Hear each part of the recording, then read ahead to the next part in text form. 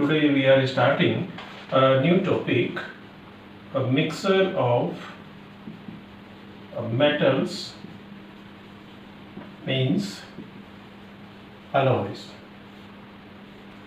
आप जानते हैं कि हमारे आसपास की 80% जो चीज़ें हैं वो आयरन से बनी है, लेकिन आयरन की जो मेन ये प्रॉब्लम होती है, आयरन की प्रॉब्लम है रस्टिंग.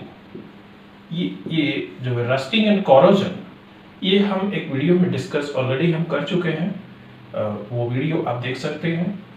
हमारे आसपास की जो चीज़ें हैं वो आयरन से मिलकर बनी है, लेकिन आयरन की मेन जो प्रॉब्लम होती है वो रस्टिंग होती है.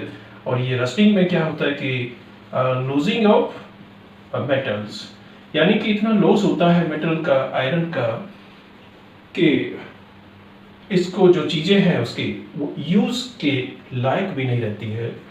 तो इसका एक सॉल्यूशन है कि आयरन प्लस अदर मेटल्स और नॉन मेटल्स, कि आयरन के साथ ये दूसरे ये मेटल या ये नॉन मेटल्स को हम मिक्स करके और एक वो मिक्सर बनाएं. तो ये जो मिक्सर बनता है उसी को कहा जाता है एलॉयज. यानी जो एलॉय होता है उसको आप कह सकते हैं मिक्सर ऑफ मेटल्स. यानी हिंदी में कहें तो हिंदी में उसको बोला जाता है मिश्र धातु. यानी कि ये धातु means metal and Mishra English में इसको कहा जाता है मिक्सचर. यानी कि ये मिक्सचर ऑफ ये मेटल्स. तो इस तरह से एलॉय जब हम ये बना लेते हैं तो एलॉय रेजिस्टेंस ऑफ रस्टिंग, ये जो है रस्टिंग का ये रेजिस्टेंट करता है, यानी कि बहुत ज़्यादा ही विरोध करता है. यानी कि आप कह सकते हैं कि नॉट रस्टेड, यानी इसमें कोई रस्ट नहीं लगता है एलॉयज में. तो ये रस्टिंग से बचने के लिए हम एलॉयज इस तरह से बनाते हैं. यानी एलॉय क्या होता है, ये आज का हमारा जो है वीडियो का टॉपिक है, इसी को आज हम डिस्कस करेंगे. यहाँ एक ये क्वेश्चन हम ले सकते हैं, what do you mean by alloy. यानी यहाँ इसका एलॉय का डेफिनेशन आप कर सकते हैं. N alloy is a homogeneous mixture of two or more metals or a metal and one और more नॉन मेटल्स. ये है एलॉय. होमोजीनस, होमोजीनस मीन्स होता है एक जैसा. यानी कि एलॉय में होता क्या है कि जितने भी ये मेटल्स होते हैं या जो नॉन मेटल्स होते हैं उन सब का एक इस तरह का मिक्सर होना चाहिए कि देखने में वो बिल्कुल वो मेटल ही लगे. यानी कोई हेट्रो उसमें जो प्रॉपर्टी ना हो. हेट्रो मीन्स होता है अलग अलग टाइप का, तो होमो मीन्स सेम. तो ये होमो का ये मीनिंग है सेम, यानी एक जैसा हो जाए. क्योंकि आप देखिए आयरन Fe एंड प्लस इसके साथ में क्रोमियम अलग नेचर है, एंड प्लस निकिल अलग नेचर का होगा, एंड प्लस कार्बन. देखिए ये मेटल है, Fe की अलग नेचर होती है, Cr है, क्रोमियम की अलग नेचर होती है, निकिल का सेपरेट, एंड ये कार्बन क्या है, ये तो नॉन मेटल है. तो सभी के नेचर अलग अलग है. अब इन सबको मिक्सअप किया एक साथ और इसने बनाया स्टेनलेस स्टील. तो ये क्या हुआ, एलॉय. ये एलॉय है. तो इन सभी का जो नेचर सेपरेट सेपरेट है, जब ये एक साथ में मिक्सअप होके स्टेनलेस स्टील बनाते हैं, यानी एक इस तरह का होमोजीनस ये मिक्सचर बन जाता है कि उसकी जो प्रॉपर्टीज है वो बिल्कुल डिफर होती है, अलग होती है। लेकिन ये जो पोर्शंस हैं 1, 2, 3 एंड 4 ये कोई सेपरेट नहीं होते हैं, यानी इनके अलग अलग जो प्रॉपर्टीज है वो स्टेनलेस स्टील में शो नहीं होती है। चारों को मिला के इसकी सेम प्रॉपर्टी बन जाती है, यानी बिल्कुल एक जैसी, इक्वल। इसीलिए इसे कहा जाता है सेम, यानी homogeneous. The properties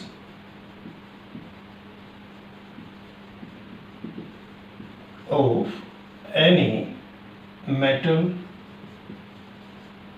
can be changed by mixing it with some other metals or non-metals by forming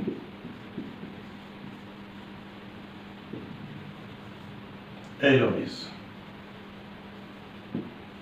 If iron mixed with chromium and nickel, we get stainless steel shows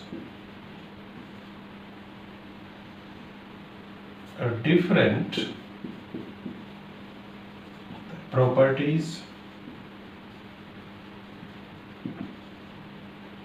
as compared to iron. As compared to iron.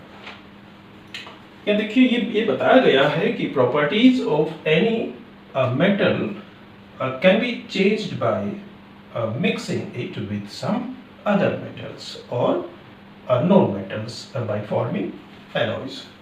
यानी ये कहा गया कि metal का अपना original जो property है या ये नॉन मेटल का अपना जो प्रॉपर्टी है, उन सभी को मिक्स करने के बाद जब एलॉय बन जाता है, ये बाय फॉर्मिंग एलॉय, एलॉय जब बन जाता है तो एलॉय का जो प्रॉपर्टी है वो सब चेंज हो जाता है। यानी कह सकते हैं कि दोनों का मिक्सअप होने के बाद नया ही कुछ बनता है, उसका जो प्रॉपर्टी है वो चेंज हो जाती है। जैसे इफ आयरन ये mix with Cr, chromium and nickel, we get stainless steel and shows ये डिफरेंट ये properties as compare to iron. यानी कि आयरन का जो प्रॉपर्टी होता है, अब अकेला आयरन तो उसमें जो रहा नहीं है, क्योंकि ये एक मिक्सर बन चुका है, ये क्रोमियम एंड ये निकल का, तो अलग ही प्रोडक्ट बन जाता है जिसे हम कहते हैं स्टेनलेस स्टील। तो स्टेनलेस स्टील, अब आप देखिए आयरन की बात करिए तो आयरन क्या है, रस्टिंग प्रोसेस में जाता है, आयरन पे रस्टिंग होती है। लेकिन अब आप कहें कि स्टील, और स्टील भी कौन सा, स्टेनलेस स्टील, अलग अलग टाइप के स्टील होते हैं, तो स्टेनलेस स्टील पे नो रस्ट, अलग ही प्रॉपर्टी हो गया इसका। तो ये क्या है, ये प्योर है, यानी कि प्योर मेटल, एंड ये क्या है, एलॉय। तो जो एलॉय बन जाता है, एलॉय का ये जो प्रॉपर्टी है वो ओरिजिनल वो मेटल से अलग होती है। अब आप ये कहेंगे कि एलॉय जो है कैसे बनाए जाते हैं, तो उसके लिए आप जो है नोट करेंगे प्रिपरेशन ऑफ एलॉय। एलॉय जो है वो कैसे बनाया जाता है, तो N alloy is generally, an alloy is generally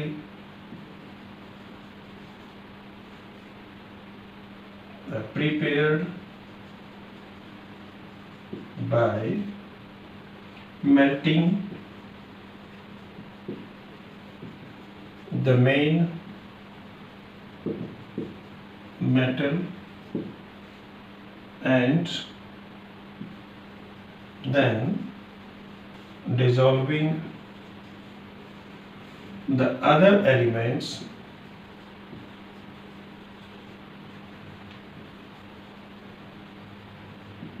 other elements in it in a definite proportion। यानी कि इसमें कहा गया मेन जो मेटल है, सपोज कीजिए आयरन है, तो आयरन को पहले हम मेल्ट करेंगे, यानी कि उसको लिक्विड में कन्वर्ट करेंगे।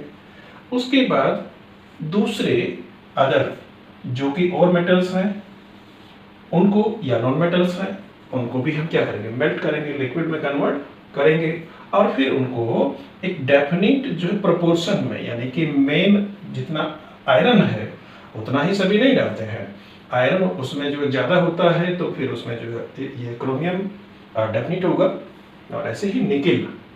तो ये सब जो है डेफिनिट ये प्रोपोर्शन में डाला जाता है, फिर उनका एक ये लिक्विड का मिक्सर बन जाता है। It is then cooled to room temperature, यानी जो मिक्सचर बन चुका है उसको जो है कूल होने के लिए छोड़ दिया जाता है ताकि वो रूम टेम्परेचर तक कूल हो जाए, दैट इज 25 डिग्री सेल्सियस। इतना तक वो कूल हो जाना चाहिए, so that the mixer gets solidified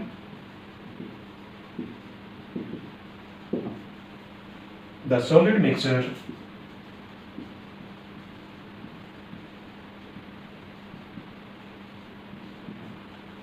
is an alloy। इस तरह से एलॉय की प्रिपरेशन हम कर सकते हैं, यानी एलॉय जो है बनाए जाते हैं। अब ये एलॉय हम क्यों बनाते हैं, यानी ये क्वेश्चन भी आ सकता है कि why we prepare alloy, alloy क्यों बनाए जाते हैं, क्या उसका यूज है, क्या बेनिफिट है। तो इसके आंसर को आप इस तरह से नोट कर सकते हैं। Number 1, to increase the resistance, to increase the resistance to corrosion। Example,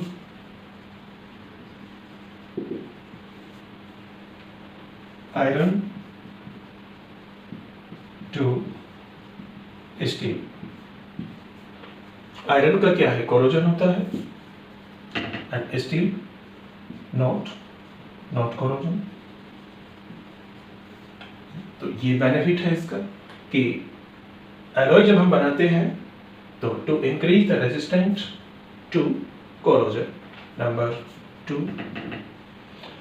to increase the hardness,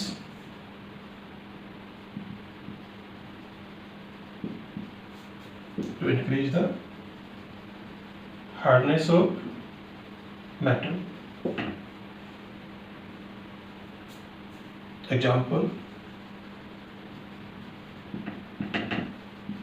steel is harder than iron। आप लोगों को पता है कि जो स्टेनलेस स्टील होती है वो आयरन से हार्ड होती है। Number 3, to increase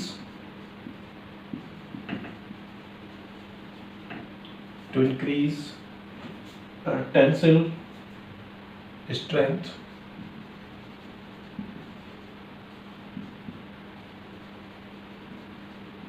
tensile strength. अब आप कहेंगे कि टेंसिल क्या होता है, ये टेंसिल मीन्स होता है flexibility.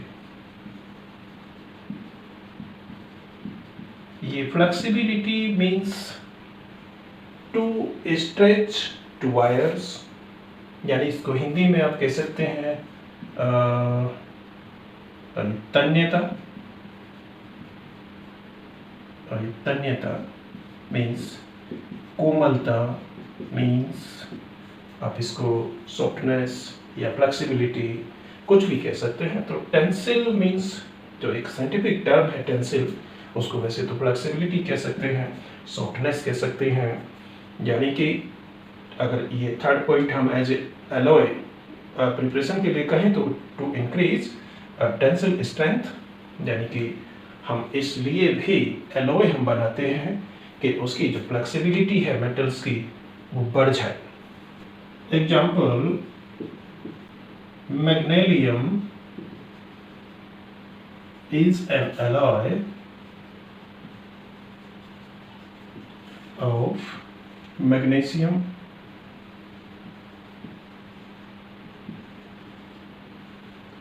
and aluminium.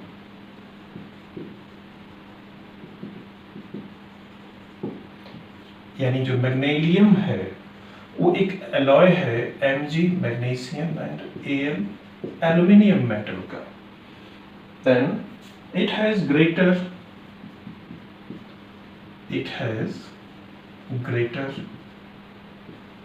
tensile power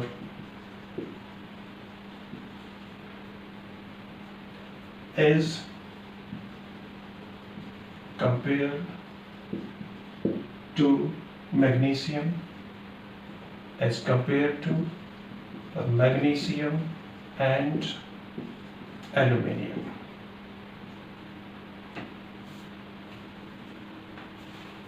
यानी कि मैग्नीशियम जो ये एलॉय बनाया जाता है, इट इज एन एलॉय, ये मैग्नीशियम से बनता है और एल्यूमिनियम के मिक्सअप से, लेकिन इसकी जो ये टेंसिल पावर होती है वो ये मैग्नीशियम और एल्यूमिनियम की इंडिविजुअल ये पावर से ज़्यादा होती है। तो इसलिए ये कुछ रीजन्स हैं कि इन रीजन से हम एलॉय बनाते हैं।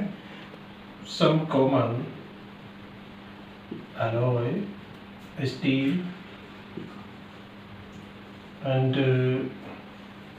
their important features are follows। तो आप यहाँ कुछ कॉमन एलॉय स्टील के लिए एक टेबल बना सकते हैं। यहाँ आप लिखेंगे name of alloy and composition, उनकी जो कंपोजिशन है यानी कौन कौन से उसमें मेटल है, नॉन मेटल है, and properties and there uses. तो ये चार पोर्शन आप जो है बना लेंगे, alloy, composition, properties and there uses.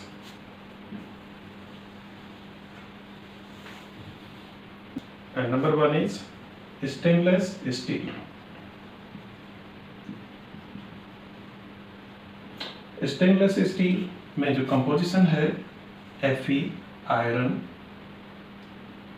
73%, chromium 18% and nickel is 8% and carbon is 1%। तो देखिए स्टेनलेस स्टील का जो कंपोजिशन है Fe आयरन 73 and ये chromium 18 and nickel 8% and carbon is ये 1% and ये properties इसकी क्या होंगी, does not rust। इसकी जो मेन प्रॉपर्टीज है यानी सबसे इम्पोर्टेंट जो प्रॉपर्टीज है, it does not rust, यानी इस पे रस्टिंग नहीं होती है। अब इसका जो ये यूजेस है वो क्या है, मेन यूजेस इसका है यूटेंसिल्स यानी बर्तन बनाने में, automobile parts,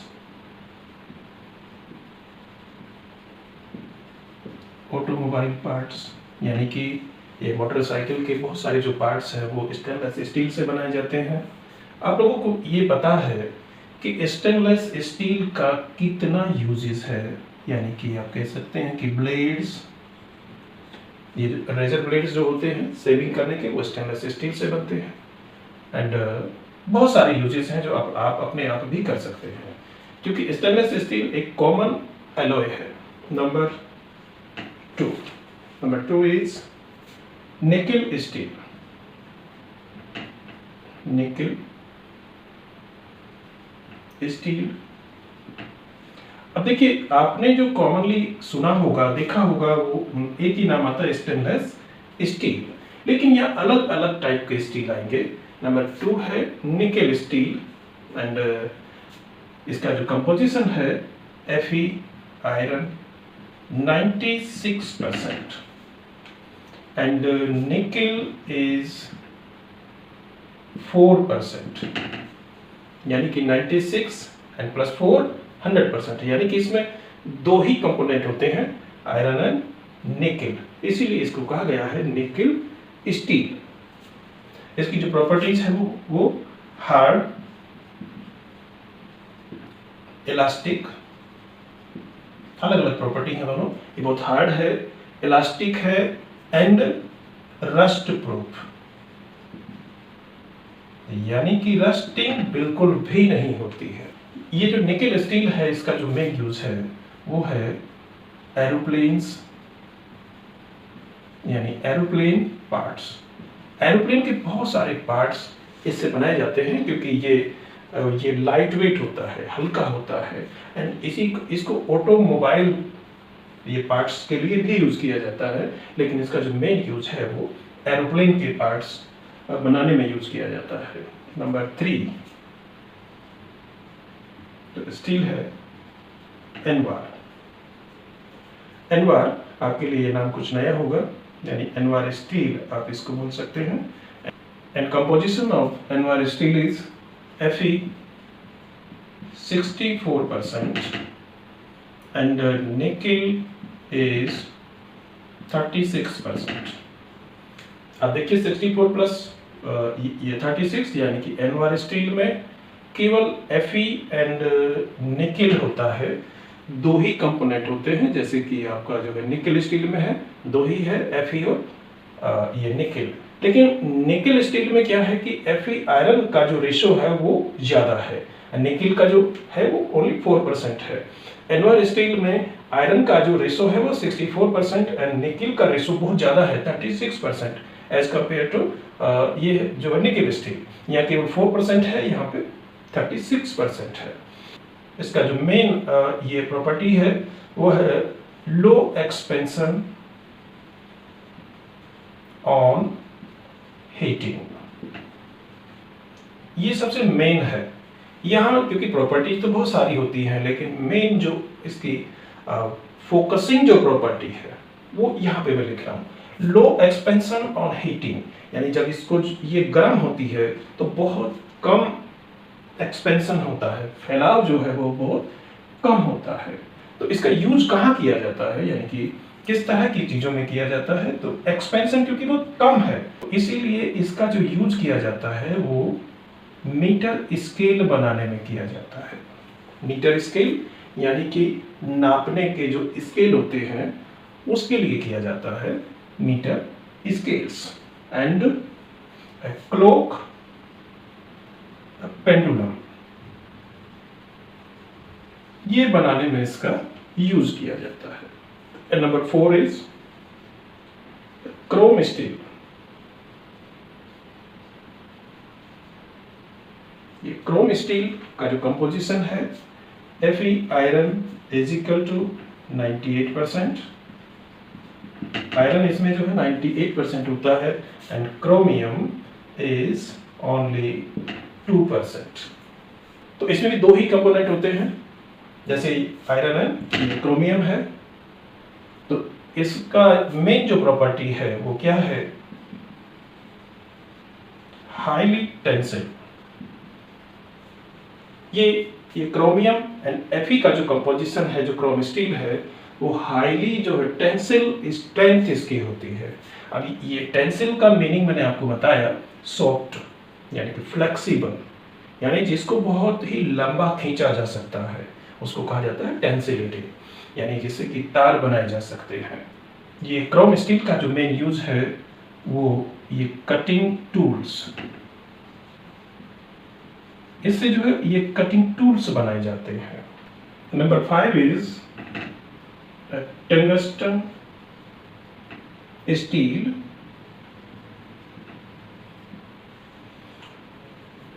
Composition is Fe iron 94%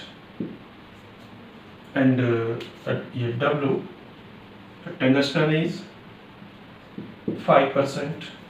ये W जो है ये टंगस्टन का सिंबल है एंड कार्बन इज 1%। ये कंपोजिशन है टंगस्टन स्टील का एंड इसका जो प्रॉपर्टी है hard, it is very hard and rust proof। इसका जो यूज है वो यूज क्या होगा, हाई स्पीड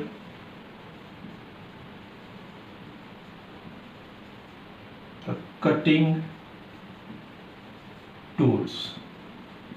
हाई स्पीड जो कटिंग टूल्स होते हैं यानी कि मशीन में जो कटिंग ये मशीन होती है उसमें जो ब्लेड ये बनता है वो जो है टंगस्टन स्टील से बनता है एंड इसका सेकंड मेन यूज होता है फॉर मेकिंग स्प्रिंग्स।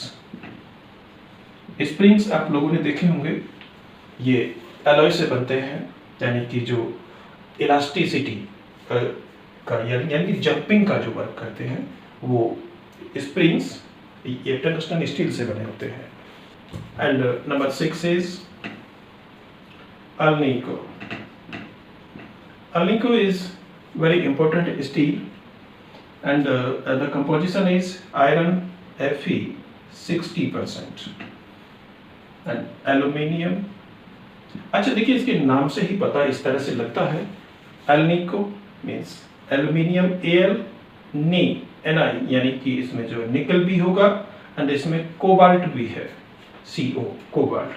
तो Fe 60% and aluminium is 12% and nickel is 20% and cobalt cobalt is 5% and one is non-metal is carbon is only 3% and the property is,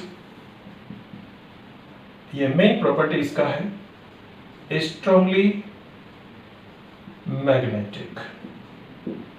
ये जो alnico जो alloy बनता है ये बहुत ही हाईली ये मैग्नेटिक होता है और इसका जो यूज है वो क्या है,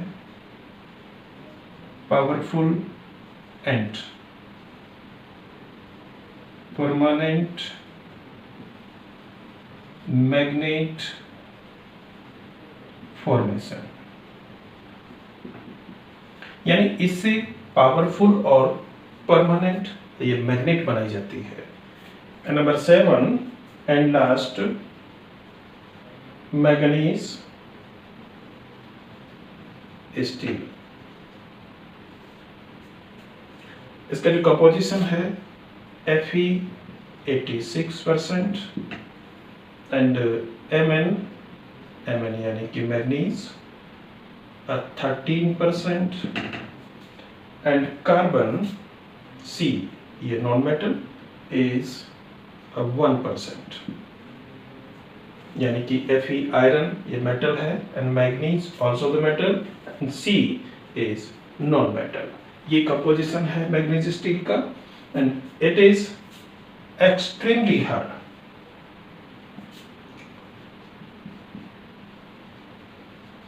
एक्सट्रीमली हार्ड। इसका जो मेन जो प्रॉपर्टी है वो यही है कि ये बहुत ज्यादा हार्ड होती है और रस्ट प्रूफ होती है एंड इसको कह सकते हैं वियर एंड टियर। इसका जो मेन यूज है वो रॉक क्रशर। ये रॉक ये क्रशर्स जो होते हैं यानी कि ये चट्टानों को ये पहाड़ों को तोड़ के जो पत्थर आते हैं और उनको वो ग्राइंड किया जाता है, पीसा जाता है, जिससे ये वो बिल्डिंग मटेरियल बनाया जाता है, जैसे डेस्ट वगैरह होता है, उसको पीस के या फिर ये पत्थरों को छोटे छोटे पार्ट में जो तोड़ा जाता है, ये जो क्रशर्स होते हैं वहाँ उसके जो पार्ट्स बनते हैं यानी ग्राइंडर बनते हैं, वो मैग्नीज स्टील से ही बनते हैं। And second is and most important use railway track. Railway के जो ट्रैक होते हैं यानी लाइनें जो होती हैं रेलवे की, ये मैग्नीज स्टील से ही बनाई जाती हैं। तो ये आपके 7 पार्ट्स यानी कि 7 एलॉय स्टील जो आप लोगों ने देखे, जो कि आयरन से बने होते हैं, इसमें मेन जो लीडिंग रोल होता है, जो मेटल है वो आयरन है। आयरन 94%, आयरन 60%, यहाँ देखिए आयरन 86%, यानी लीडिंग रोल में आयरन है। इट मीन्स आयरन से जो एलॉय यहाँ बने हुए हैं, जिनको हम स्टील कह रहे हैं, ये सभी आयरन के एलॉय हैं। ऐसे ही कुछ और भी मेटल्स हैं कि जिनके एलॉय अपने हैं, यानी एल्युमिनियम है, कॉपर और भी बहुत सारे हैं। तो ये सब जो एलॉय आपने यहाँ अभी तक डिस्कस किए हमने, वो सब आयरन के बने हुए हैं। अब दूसरे जो मेटल्स के कुछ एलॉय हैं उनको डिस्कस हम कर लेते हैं। Alloy of aluminium.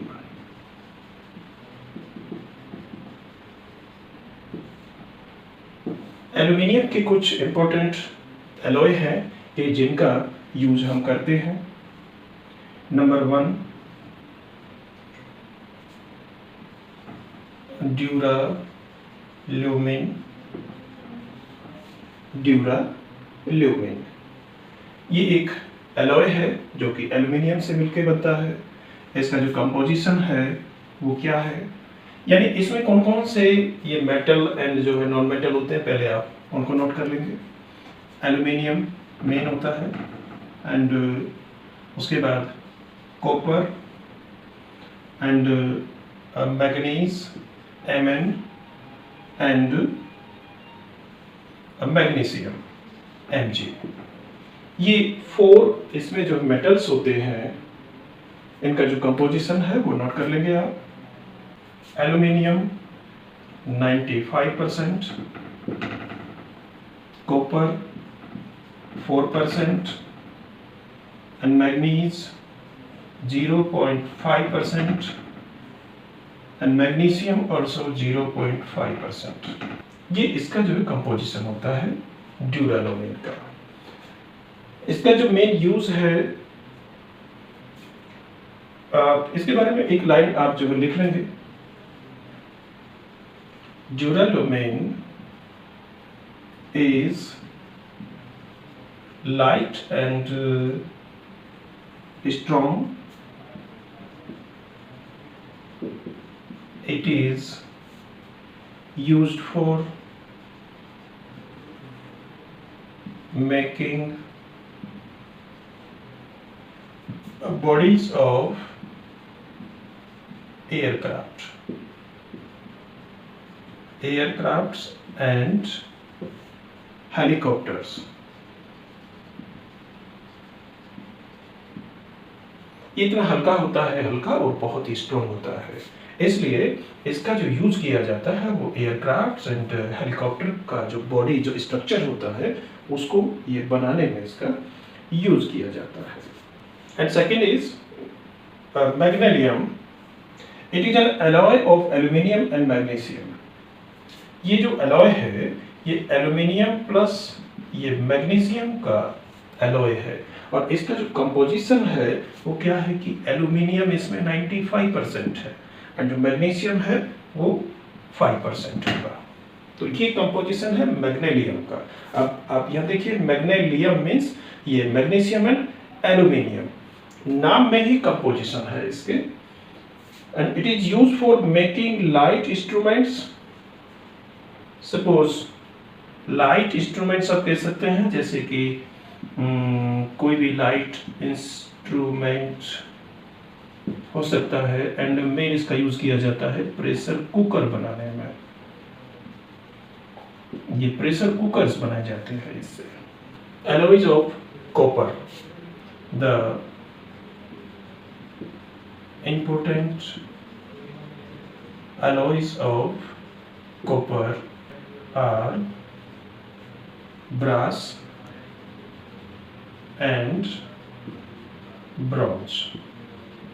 इसके दो एलॉय होते हैं, ये ब्रास यानी कि पीतल कहते हैं जिसको, एंड ये ब्रास ये ब्रॉन्ज मीन्स कांसा। इसको हिंदी में जैसे कि कांस्य पदक, आप लोगों ने सुना होगा कि गेम में जो है 3 टाइप के मेडल्स होते हैं। नंबर 1 होता है gold medal, and second is ये silver medal, and third is ये bronze medal.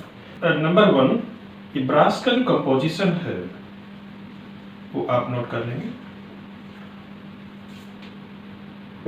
It is an alloy of copper and zinc, Cu and zinc. Cu का इसमें जो कंपोजिशन है वो है 80% and zinc is 20%। Brass is more malleable and more strong than pure copper. It is used for making utensils. यानी आप कह सकते हैं इसका जो यूजेस है वो मेकिंग यूटेंसिल्स, वायर्स, इसके तार भी बनाए जा सकते हैं, एंड पाइप्स, इसके पाइप्स भी बनाते हैं, नट बोल्ट्स जो बड़े स्ट्रॉन्ग जो नट बोल्ट होते हैं वो भी इसी से बनाए जाते हैं, एंड साइंटिफिक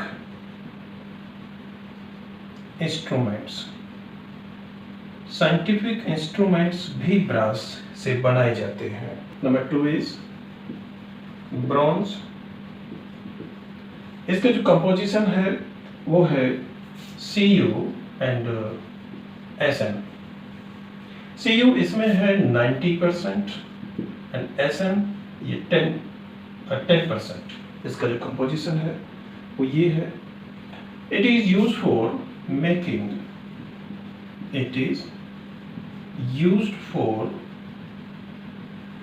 मेकिंग यूटेंसिल्स, इसके बर्तन बनाए जाते हैं इसके भी, and cooling pipes.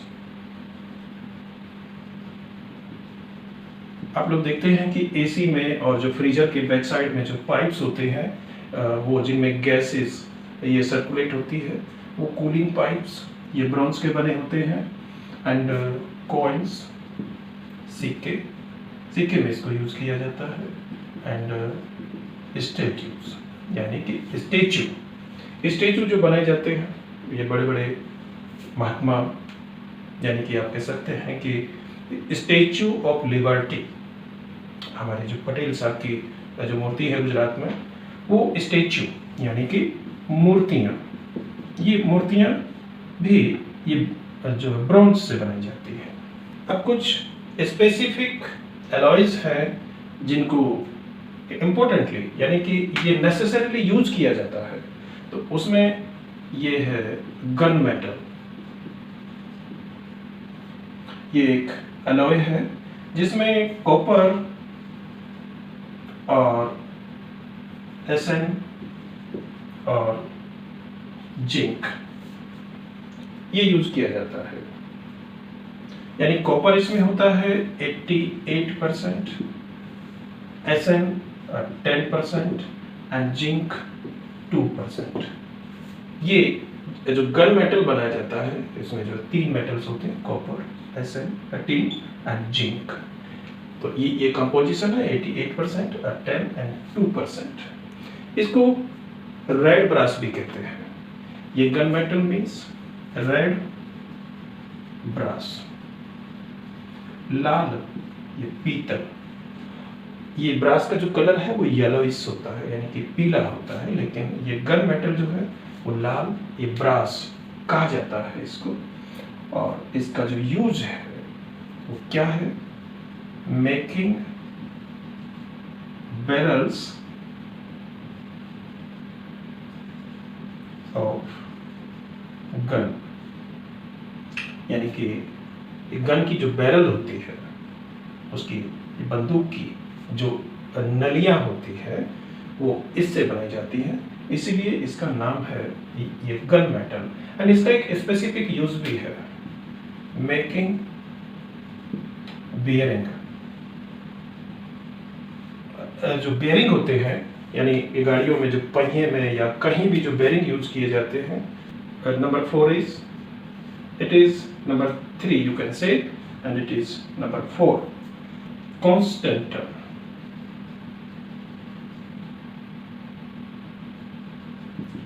Number 4 is constantan।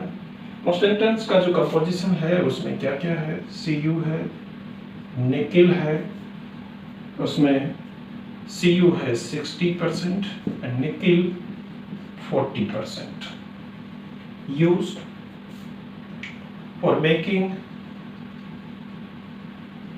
electrical apparatus।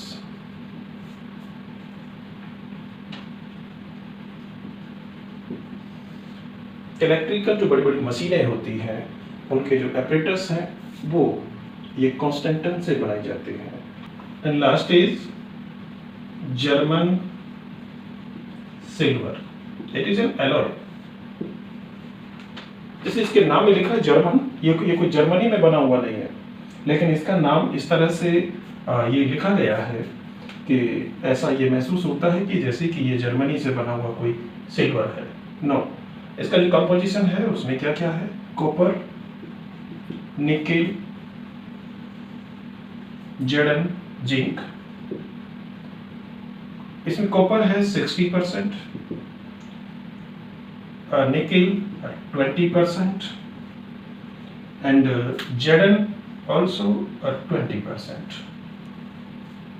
ये इसका जो कंपोजिशन है, it does not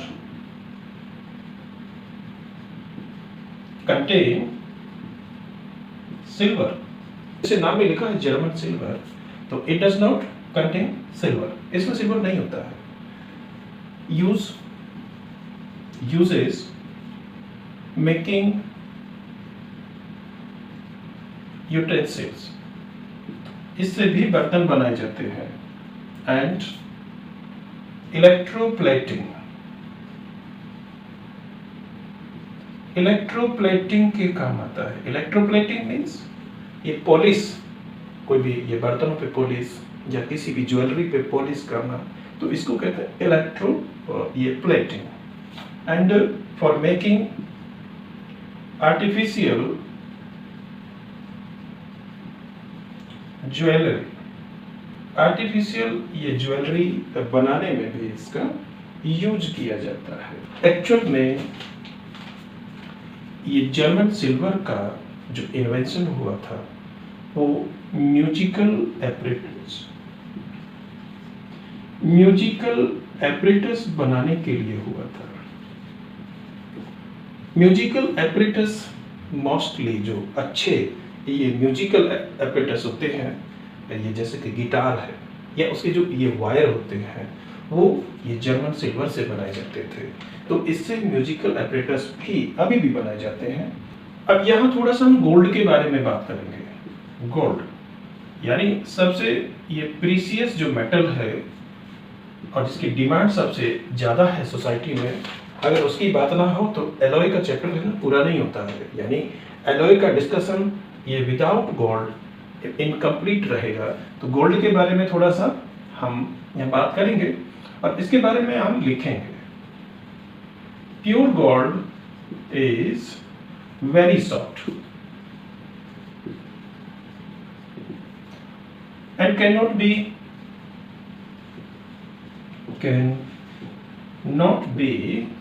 used as such, यानी जैसा भी वो प्योर है बिल्कुल ऐसा का ऐसा ही उसको हम ज्वेलरी के लिए यूज नहीं कर सकते हैं।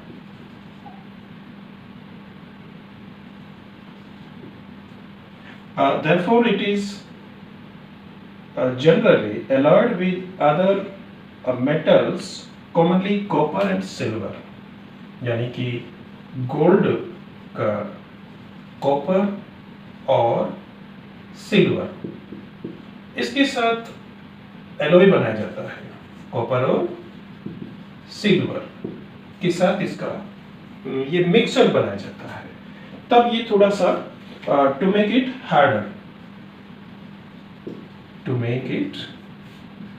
हार्डर, गोल्ड में कॉपर मिलाया जाता है या जो है सिल्वर मिला के इसको थोड़ा सा मजबूत बनाया जाता है, यानी हार्ड किया जाता है, और इसके जो है कलर को भी थोड़ा सा चेंज किया जाता है। The purity of gold, the purity of gold expressed as a carat। आप लोगों को पता है कि प्योर गोल्ड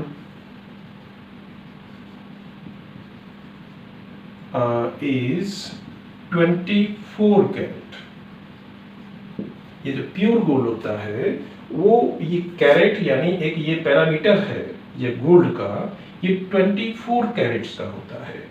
लेकिन इसकी जो नेचर है वो इतनी सॉफ्ट होती है, ये 24 कैरेट ये बहुत सॉफ्ट नेचर का है, इससे ज्वेलरी मेकिंग ये पॉसिबल नहीं है। तो इसके लिए क्या किया जाता है, इसमें एलोइंग किया जाता है, यानी कि कॉपर या सिल्वर मिलाया जाता है उसको हार्ड बनाने के लिए, यानी कि उसका जो है ज्वेलरी बनाने के लिए उसका एलोइंग वो मैंडेटरी है, अदरवाइज ज्वेलरी नहीं बनेगी।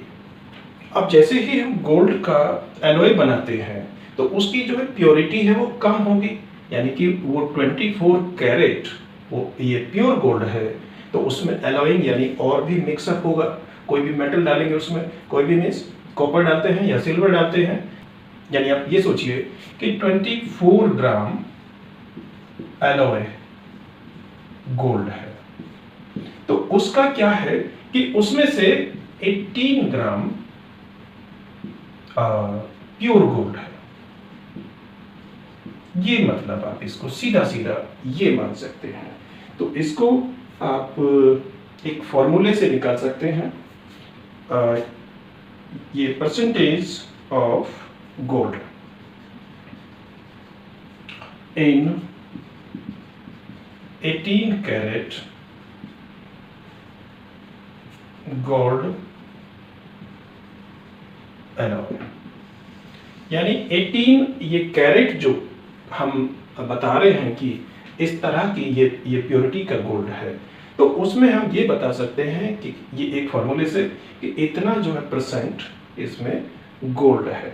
तो कैसे, इक्वल टू यानी कि ये जो है percentage of gold is equal to 18 by 24 multiply 100। अब इसको सोल्व कर सकते हैं easily. 6 divided by 18, 3 divided by 4 ये 24, 6 से तो 4 एंड 4 से 100 को डिवाइड कीजिए तो 25, ये 25 ये मल्टीप्लाई 3 इज इक्वल टू 75%, यानी कि 18 ये कैरेट गोल्ड का अर्थ ये है कि 24 ग्राम, सपोज करिए 24 ये कैरेट का जो एलॉय है उसमें केवल 75 ये परसेंट ही प्योर गोल्ड है। तो इस तरह से ये गोल्ड का एनालिसिस कर सकते हैं। तो ये पूरा का पूरा जो डिस्कशन हमारा हुआ एलॉयज का, हालांकि वीडियो बहुत बड़ा है लेकिन ये टॉपिक भी ये बहुत बड़ा है, तो इसको आप थोड़ा सा ध्यान से और पूरा ही पेशेंस के साथ आप इसको समझेंगे। ये वीडियो को आप केवल है ना अब देखने के लिए ना देखें, ये वीडियो को आप जो है पढ़ने के लिए साथ साथ में इसके जो है नोट्स बनाते रहें। आप पढ़ने के लिए देखें, आपको अच्छे से समझ में आएगा। कोई टॉपिक ये कंफ्यूजन होता है उसको आप जो है दोबारा से देखिए, रिवाइज करिए। I think and I hope कि आपको पूरा ये प्रोसेस अच्छे से समझ में आ जाएगा।